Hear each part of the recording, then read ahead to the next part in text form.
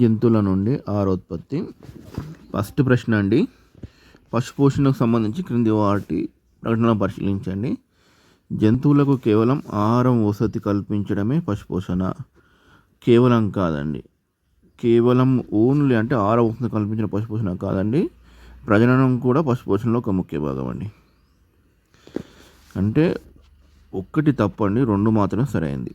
కేవలము కాదండి. ఓకేనా. జంతువులను మచ్చిక చేసుకున్న కాలానికి సంబంధించి క్రింది వాటిని జతపరచండి. అన్నిటికంటే ఆల్ఫాబెటికల్ ఆర్డర్ చెప్పారండి. కుక్క, గొర్రె, పంది, మేక. ఇవి కరెక్ట్ ఆర్డర్లో ఉన్నాయండి. కుక్క, గొర్రె, పంది, మేక.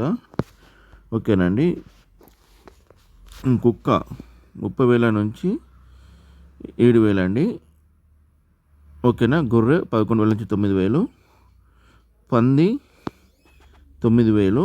మేక లాస్ట్కి 8,000 అండి. ఓకేనా. వ్యవసాయం మరియు పశుపోషణ అనడానికి రెండు ముక్కల వంటి ఈ వాక్యాన్ని బలపరచండి. అంటే పశువుల వ్యర్థాలను పంట పొలంలో వాడడం, పంట కోత తర్వాత లభించే గడ్డిని పశుగ్రాసంగా వాడడం, పళ్ళల పనులకు ఎద్దును ఉపయోగించడం. 3 కరెక్టేనండి. పశువుల వ్యాధుల గురించి కింది వాక్యాల్లో ఏ సత్యం? గాలికుంటు వ్యాధి గొర్రెలకు వస్తుంది కాదండి. వైరస్, బ్యాక్టీరియా వల్ల వచ్చే వ్యాధుల వల్ల పాల ఉత్పత్తి తగ్గుతుంది కరెక్టేనండి. పరాన్నజీవుల వల్ల పశువుల కాలేయం మరియు పేగులను నాశనం చేస్తాయండి. వర్షాకాలం దోమకాటు వల్ల పశువులకు హాని కలుగుతుందండి. ఆవుల, గేదెలకు గాలికుంటు వ్యాధి వస్తుందండి బుక్ ప్రకారం. పశువైన పాత్రకు సంబంధించి సరైనది ఏది? పశువులకు వచ్చే వ్యాధులు నయం చేయడం, వ్యాధులు రాకుండా తీసుకోవాల్సిన జాగ్రత్తలు వివరించడం అండి. పశువుల దానాలు నిర్ణయించవలసింది ప్రభుత్వం అండి, వైద్యునికి సంబంధం లేదండి. దేశీయ మరియు విదేశీ ఆవుల పాల దిగుబడి సంబంధించి కింది సమాచారాన్ని విశ్లేషించండి. అయితే జెర్సీ, ఆల్స్టిన్, సంకరజాతి, దేశీయ జాతులు 3 ఉన్నాయండి. పై వాటిలో ఎక్కువ పాల దిగుబడిని ఇచ్చేది అంటే అవరోహణ క్రమం రాయండి. జెర్సీ, ఆల్స్టిన్ ఇస్తుందండి, తర్వాత సంకరజాతి, తర్వాత దేశీయ జాతులు అండి. 1, 2, 3 ఫస్ట్ ఆన్సర్ రైట్ అండి. ముర్రా జాతి గేదెల గురించి సరిగాని ప్రకటన ఏది? మన రాష్ట్రంలో అన్ని జిల్లాల్లో పెంచబడుతుందండి. ప్రతిరోజు 8 లీటర్ల పాలు ఇస్తుంది. ఇవి అధిక పాల ఉత్పత్తి ప్రసిద్ధి అండి. ఇది విదేశీ జాతికి చెందింది కానీ సంకర జాతికి చెందింది. సి తప్పు ఉందండి. సాచురేషన్ ప్రక్రియలో ఉష్ణోగ్రత మరియు సంబంధించి సరైన సమీకరణం ఏంటంటే 63 సెంటీగ్రేడ్ల వద్ద 30 నిమిషాలు. ఇక్కడ మీరు చూడండి, ఈ 4 ఆప్షన్స్ తప్పేనండి. యాక్చువల్గా నేను ప్రిపేర్ చేసేటప్పుడు ఇది 30 నిమిషాలు ఇచ్చితే వెంటనే 10 సెంటీగ్రేడ్లకు తక్కువ చల్లబరచాలండి. సి ఆప్షను కరెక్ట్ అవుతుందండి. 30 నిమిషాలు ఇవన్నీ కరెక్టేనా? తప్పేనండి. అంటే 63 సెంటీగ్రేడ్ల వద్ద 30 నిమిషాలు వేడి చేసి వెంటనే 10 సెంటీగ్రేడ్స్ తక్కువ చల్లబరచాలండి. అది కరెక్ట్ ఆన్సర్ అండి.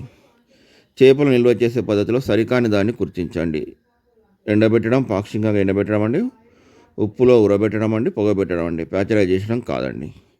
శ్వేత విప్లవం ద్వారా భారతదేశం సాధించిన ప్రగతి ఏమిటి? పాల ఉత్పత్తిలో గణనీయమైన అభివృద్ధి సాధించిందండి. పశువుల దానాల్లో పాల ఉత్పత్తి పెంచడానికి ఉపయోగపడే పచ్చిగడ్డి, ఎండుగడ్డి, నూనె గింజల చెక్క, తౌడు అన్నీ అండి. పాడి పశువులు ఎంపిక చేసినప్పుడు ముఖ్యంగా గమనించవలసిన అవసరం ఏది? పశువు యొక్క రంగు మరియు అందం, సరాసరి పాల దిగుబడి మరియు దూడల ఆరోగ్యం, పశువుల షెడ్ యొక్క ఎత్తు, గడ్డి తినే వేగం. ఇందులో ఎంపిక ముఖ్యంగా గమనించవలసింది అంటే సరాసరి పాల దిగుబడి అండి, దూడల ఆరోగ్యం కూడా అండి. రిజైన్ ప్రాంతాల్లో ఈ గేదె పెంపకం లాభదాయకం. రిఫ్రిజిరేటర్ లేని ప్రాంతాల్లో పెరిగే కానీ రిఫ్రిజిరేటర్లో పాలు 7 రోజుల పెట్టకుండా కూడా 7 రోజుల వరకు నిల్వ ఉంటాయని దీని అప్లికేషన్ మెథడ్ అండి. చిల్క గేదెలండి. చేపల చెరువులో నివసించే ప్రాంతాలను బట్టి చేపలను జతపరచండి. ఉపరితల ఆహారం జల్ల అండి, మధ్య ప్రాంతం మోసు అండి, అడుగు భాగం బురదగుంట అండి. 1B సముద్ర చేపల రకాలను గుర్తించండి. సార్డెన్స్, మ్యాకరిల్స్, టూనా అండి. కోడి రకాల్లో సరికాని జతను గుర్తించండి. ఆసిల్ కోడి పందాల కోసం అండి. కడక్నాథ్ దేశీయ రకం, వైట్ లెగ్ విదేశీ రకం, బుస్రా దేశీయ రకం అండి. ఆసిన్, బుస్రా కడక్నాథ్లో చిత్తు పేపర్లు అమ్ముకున్నారు. 17 కొడిగుడ్లు పొదే ప్రక్రియలో 37 నుంచి 38 సెంటీగ్రేడ్ల ఉష్ణోగ్రతలు ఏ కాలంలో అనుకూలంగా ఉంటాయండి? జనవరి, ఏప్రిల్. బుక్ ప్రకారం అండి జనవరిలో 37 సెంటీగ్రేడ్ ఉష్ణోగ్రత ఉండదు కానీ బుక్లో ఇచ్చారు.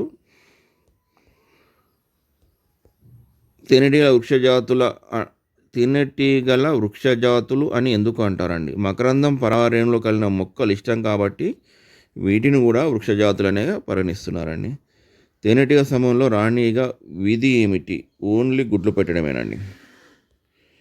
తేనెటీగలో కూలి ఈగలు చేసే పనుల సరైన క్రమం ఏంది? మొదటి 3 వారాల లోపల పని, తర్వాత వెలుపల పని.